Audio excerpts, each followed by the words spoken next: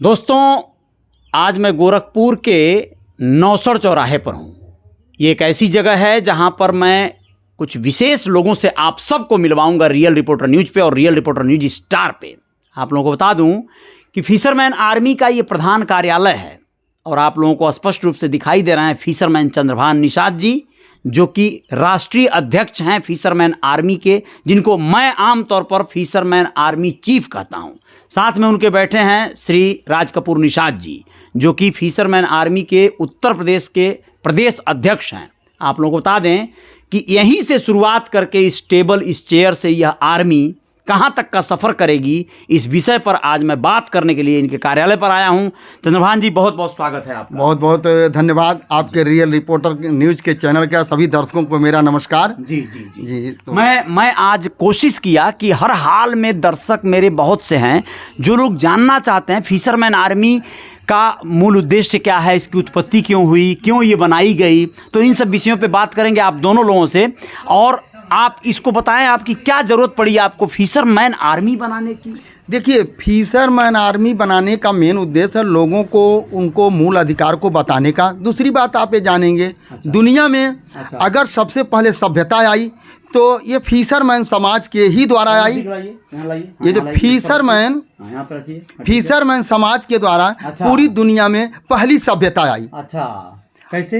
देखिए, पहली सभ्यता ये आई, आप ये देखेंगे भारतवर्ष नहीं पूरी दुनिया जो है नदियों का जाल है, जो कि 3 हिस्सा पानी है, 1 हिस्सा जमीन है। ये मैं नहीं कहता हूँ, जो दुनिया के शोधकर्ता लोग ये बताते हैं। और अलग अलग देश अलग अलग जगहों पर था जहाँ पर जाना और मिलना, वहाँ की सभ्यता को जानना, वहाँ के लोगों के बारे में जानना, ये केवल जो भारत में जो सबसे पहले सभ्यता आई और वो निषाद वंश में आई। अच्छा। वो सभ्यता सबसे पहले निषाद वंश में आई और निषाद वंश के लोगों ने क्या किया, एक नाव का आविष्कार किया। अच्छा। और किसी ने नहीं किया, निषाद वंश के लोगों जो नदी के किनारे जो रहते थे, एक देश से दूसरे देश को लोगों को जानने के लिए उन्होंने क्या, एक नाव का आविष्कार किया। अच्छा। और नाव का आविष्कार करके उन्होंने पूरी दुनिया को आपस में जोड़ने का कार्य किया।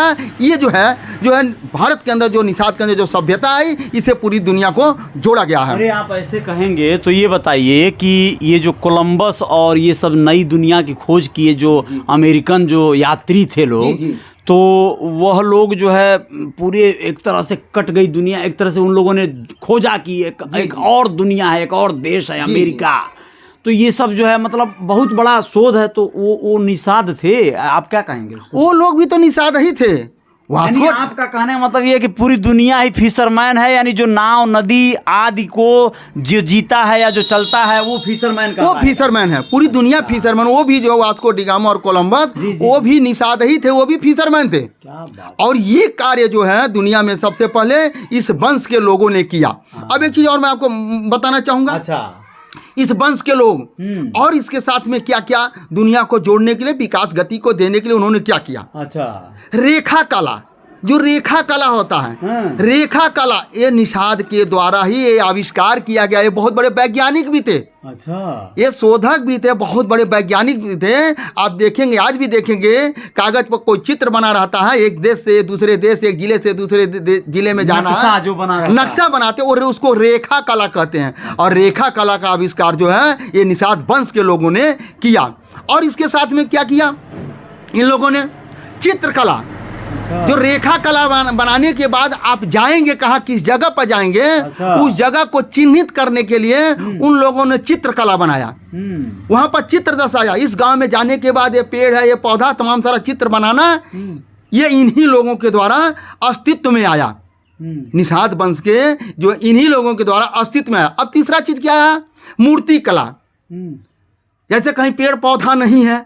अरे आप ऐसे कहेंगे तो कहीं ऐसा ना हो कि लोग कहीं क्लेम कर दे कि सारी कला आप ही लोग बनाए हैं, तो हम लोग क्या घास चीले हैं क्या? राज कपूर जी क्या कहेंगे इस पर? नहीं, ऐसा नहीं है। जो सच है उसको सच कहा जा सकता है।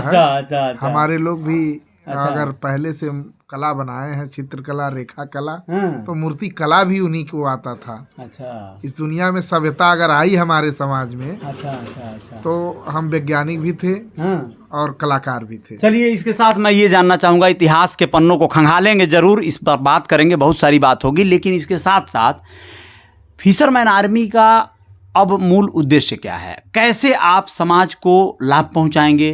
क्या करेंगे आप? कौन से वर्ग को इसका सीधा असर पड़ेगा? कौन लोग आपसे जुड़ेंगे?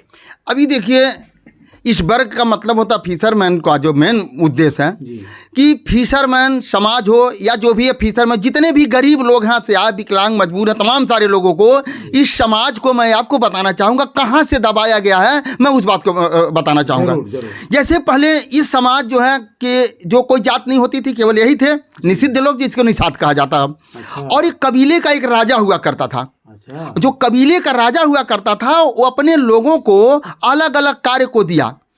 जैसे एक देश से दूसरे देश व्यापार करना है, तो ये सब चीज लाने के लिए उन्होंने क्या हुआ, जैसे चर्मकार, चर्मकार जो चमड़े का कार्य करने वाला, उनका शुद्ध नाम है चमड़े का कार्य करने वाला।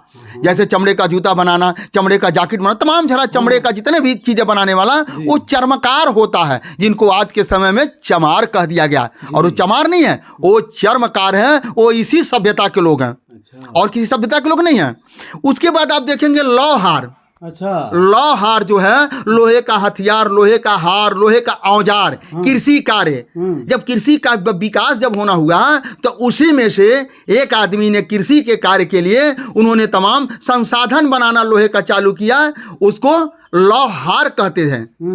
जो कि आज के समय, पुराने इतिहासों में आप जाएंगे तो किताबें, बहुत सारी किताबें मिलेगा लौहार, लेकिन आज के जो इतिहास में क्या हुआ, लोहार, उसको कहते हैं अरे लोहार है।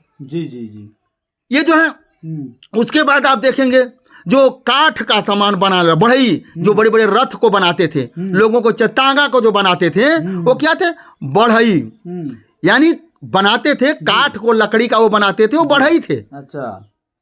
जो वो भी कोई जात नहीं थे, और उन्होंने ये आविष्कार किया। उसके बाद आप देखेंगे एक जात उसमें से आता था खेवट।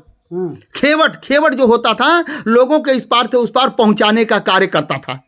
केवट कहते हैं लोग? नहीं, पहले खेवट थे। अब आज के समय में वो केवट, माझी, मल्ला, कुर्मी, कहार, तमाम रैकवार, बाथम, तमाम सारे जातियों में वो तब्दील हो गए। अलग अलग देश में, सॉरी, अलग अलग राज्य में अलग अलग भाषा में उनको बोला जाता है। खेवट मतलब नाव खेने वाला। नाव खेने वाला। वो कोई जात नहीं था, वो नाव खेने वाला यहाँ से वहाँ पहुँचाने का वो कार्य करता था, लोगों को यहाँ से वहाँ पहुँचाने का, सामान पहुँचाने का, तमाम व्यापार का साधन हो गया ना। इस गांव से उस गांव जाना है तो बीच में नदी हुआ करती, सड़क तो था नहीं, तो उसमें खेवट की आवश्यकता थी। जो खेवट क्या होता था, उसमें से ले जाकर के इस जगह पर जगह पहुँचाता था। उसके बाद आप देखेंगे कुछ और इस समाज में कुछ और विकास हुआ, और आगे जब बढ़ा तो क्या हुआ, कुम्हार। मिट्टी का कुल्हड़, मिट्टी का बर्तन बनाने वाला, मिट्टी का मूर्ति बनाने वाला, वो दिया गया उनको, जो है उन लोगों ने बनाया। उसी समाज के उन लोगों ने जब बनाया तो क्या हुआ, धीरे धीरे चल करके उनको कुम्हार बना दिया गया, जाति में तब्दील कर दिया। उसके बाद आप देखेंगे बहुत पहले एक कान्हबली, जो बुजुर्ग लोग आप पूछेंगे किसी से भी अपने यहाँ पर, शायद पूर्वांचल में, कि कान्हबली किसको कहा जाता है, तो वो लोग बताएंगे कहार। उनका काम था जैसे राजा की पालकी को ढोना, कंधे पर कोई सामान पहुंचाना। अच्छा, आप ये कहना चाहते हैं कि इन सभी जातियों को जिनको अभी आपने जुड़ाया, तो इसको फिशरमैन यानी निषाद समाज में से ही ये लोग निकले हुए हैं क्या? जी, ये सब निषाद समाज से ही लोग निकले हैं। सब लोग निकले हैं। सब उसी। कौन इनको बनाया निषाद समाज से? ये सब जो है मतलब कुमार कौन बनाया? ये लोग कार्य करते थे, ये लोग कार्य करते थे। इस नामों को धीरे धीरे चल करके कुछ चंद चालाक लोग आए, जिन लोगों ने इतने कलाकार, ये लोग वैज्ञानिक थे, यानी ये लोग एक ही समाज के थे और ये अलग अलग कार्य करते थे एक कबीले के लिए, मान लीजिए अलग अलग भूमिकाओं में। तो कुछ चंद चालाक लोग आए, जैसे कि बड़ी जातियां आज हैं, आर्य हैं, जो हुड़, मतलब तमाम ऐसे जो बाहर से आए, तो उन लोगों ने इनके कार्य को देखते हुए इनको अलग अलग जाति बता दिया। आप यही कहना चाहते हैं? अलग अलग जाति बता दिया। और यह लोग उस जमाने का वैज्ञानिक थे, उस जमाने का विज्ञान यही था ना।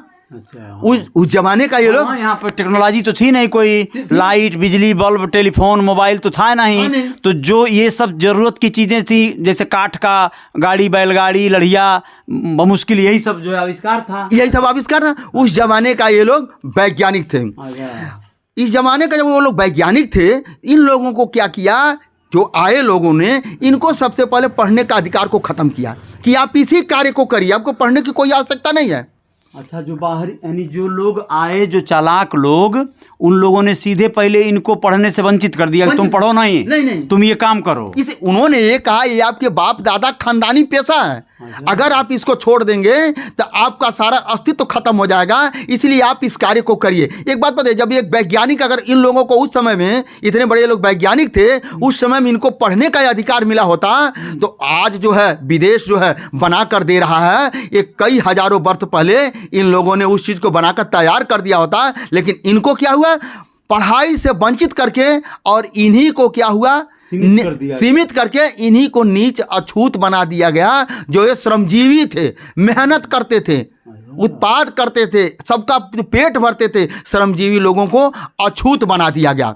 अछूत बनाने के बाद और आगे क्या हुआ, जैसे जैसे देश की विकास की गति बढ़ती गई तो क्या हुआ, वो पुल बनाना चालू किए। पीपे का पुल आया। अच्छा, पीपे का पुल आया। हाँ, बिल्कुल, बिल्कुल। बहुत सारे लोग देखे होंगे। तो जो इस समाज के लोग थे, जो खेवट समाज के लोग थे, इन लोगों ने बहुत बड़ा आंदोलन एक तैयार किया, आंदोलन किया कि भाई अगर ये पीपे का पुल बन जाएगा तो क्या होगा, हमारी रोजी रोटी खत्म हो जाएगी जी। तो उस समय में मजबूर होकर के सरकार ने क्या किया, जो भी सरकारें थी उस टाइम, उन लोगों ने क्या किया, सेतु निगम का गठन किया कि ये जितने भी पुल बनेंगे इनका ठेका इन्हीं का होगा, इसमें काम करने वाले यही लोग होंगे और इन्हीं के सहारे सब चीजें बनेगा और किसी को नहीं मिलेगा।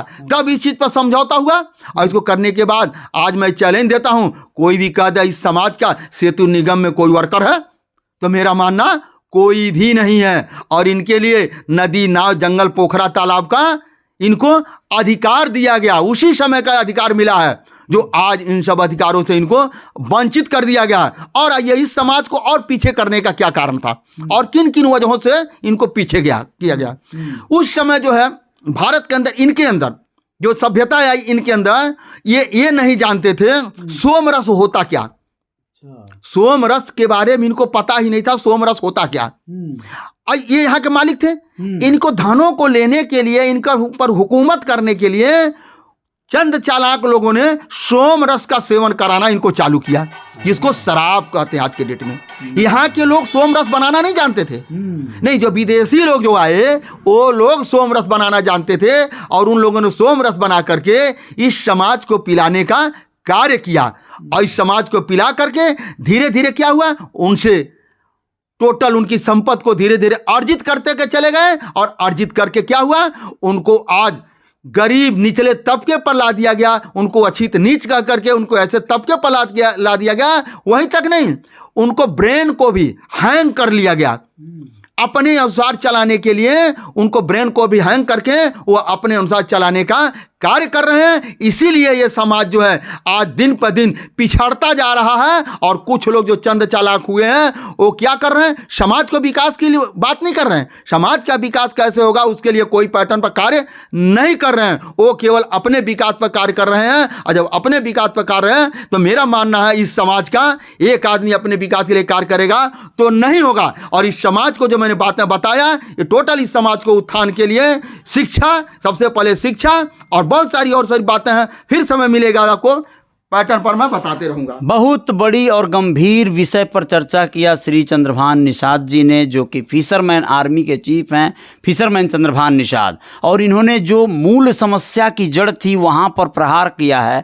देखा जाए तो बहुत बड़ी बात है ये। और आप लोगों को क्या इस वीडियो को देखने से, सुनने से लगा कि इनकी बातों में कितनी सच्चाई है, गहनता है, तो आप लोग हर हाल में कमेंट बॉक्स में अपने सुझाव, अपनी बात, अपना जो भी मत है वो रख सकते हैं। मैं राज कपूर जी से जानना चाहूँगा कि आप जो है कैसे आने वाले वक्त में समाज को जोड़ने का जो कॉन्सेप्ट बनाए हैं आप लोग, की कौन लोग आप लोगों को कैसे ज्वाइन करें, कैसे मेंबरशिप कैसे ले सकते हैं, अगर आप लोगों से जुड़ना चाहते हैं तो। और हम सभी नौजवानों से निवेदन करते हैं जी कि आप लोग, हमारा फेसबुक पेज भी है, अच्छा, और आपके रियल रिपोर्टर न्यूज़ से भी वो हमारा नंबर ले सकते हैं। जी जी बिल्कुल बिल्कुल। और अभी हमारा काम चल रहा है जी, वेबसाइट वगैरह का। जी जी जी। और मैं ऑनलाइन जो आता है एक बारकोड, हाँ, उसको भी बनवाने का भी काम कर रहा हूँ कि उसके हिसाब से सभी कार्यकर्ता कम से कम सोशल मीडिया पेज से ही जुड़े जी और हमसे डायरेक्ट जुड़ जाएंगे। बहुत मैं अपना नंबर भी दे दूंगा। जी जी जी और ज़्यादातर जी नौजवान साथियों को हम्म, जो 18 से ऊपर हैं, हम्म, पढ़े लिखे हैं, ठीक, उनको जोड़ने का ज़्यादा काम किया जाएगा। बहुत और समाज में जितने भी गरीब माताएं बहनें हैं, ठीक, बहनों के शादी के लिए, बुजुर्गों को दवा के लिए, बच्चों को दवा के लिए ये फिशरमैन आर्मी काम करेगी। बहुत खूब। चलिए बहुत बहुत धन्यवाद। अब दोस्तों आप लोगों को बता दें कि फिशरमैन आर्मी का जो मिशन है, जो विजन है, वो लगभग क्लियर है। यह अपने समाज के उस दबे कुचले तमाम ऐसे वर्ग के, उन लोगों के जो लोग कल को देखा जाए तो मूल निवासी यानी इस देश के असली कहीं ना कहीं वही वैज्ञानिक रहे हैं। और देखिए यहाँ पर एक बार दिखा दीजिए, यहाँ पर आप देख पा रहे हैं सच्चाई की राह लिखी गई है पोस्टर में। सबसे ऊपर जो यहाँ जो भी तस्वीर आप देख रहे हैं एक आइडल के रूप में, वो सभी लोग वैज्ञानिक हैं। देश के, दुनिया के अलग अलग बड़े बड़े वैज्ञानिकों की तस्वीर है, बाबा साहब भीमराव अम्बेडकर की तस्वीर है।